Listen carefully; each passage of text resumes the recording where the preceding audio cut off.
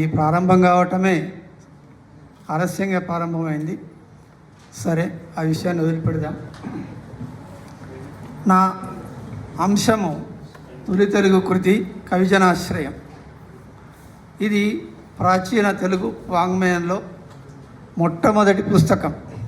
ఆ పుస్తకము మన తెలంగాణ ప్రభుత్వం ఏర్పడిన తర్వాత 2016లో ఈ పుస్తకము ముద్రింపబడింది.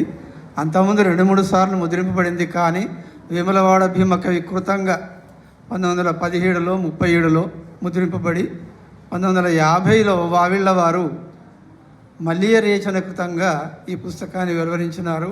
దీనికి వెనకాల మల్లియ నిడదవోలు వెంకట్రావు గారు, దేవరపల్లి వెంకటకృష్ణారెడ్డి గారు, పివి బ్రహ్మశాస్త్రి గారు, ఆరుద్ర గారు ఇది మొట్టమొదటి పుస్తకం తెలుగులో అని నిర్ధారణ చేసినారు. దాని గురించి మాట్లాడడానికి ప్రయత్నం చేస్తాను. తక్కువ సమయంలో ఇదైనటువంటి విశేష విషయాలను చెప్పడానికి ప్రయత్నం చేస్తాను. ఇందులో 940 ప్రాంతంలో వేములవాడ చాళుక్య రాజు ఇమ్మడి అరికేసరి ఆస్థానంలో కన్నడ ఆదికవి పంపడు, ఆయన సోదరుడు జినవల్లభుని మిత్రుడు మల్లియ రేచన సమకాలికులుగా నివాసం చేస్తుండేవారు. వీరందరి గురించి నరసయ్య గారు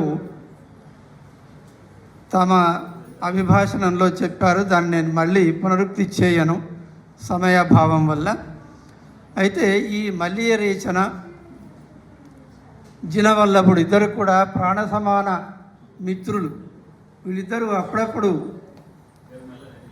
ఆ కాలంలో ఉండే తెలుగు సాహిత్య విషయాలను గురించి చర్చించుకుంటూ ఉండేవారు. ఆ చర్చలో భాగంగా ఏం తెలియదనంటే, సంస్కృతంలో కన్నడంలో కావ్యాలున్నాయి, లక్షణ గ్రంథాలున్నాయి, శాసనస్థ గద్య పద్య విషయాలు కూడా దొరికినాయి. మరి తెలుగులో ఛందో గ్రంథం రాయాలని నాకు ఆసక్తిగా ఉంది, ఏమంటావని జినవల్లభుని మల్లియ రేచన అడిగినారట. అడిగితే రాయి, నేను నీకు తోడ్పడతాను అన్నారట. ఆ విధంగా 950 ప్రాంతంలో నన్నయ్యకు దాదాపు 80-90 సంవత్సరాల పూర్వము మల్లియ రేచన కవిజనాశ్రయం అనే ఛందో లక్షణ గ్రంథాన్ని రచించినాడు.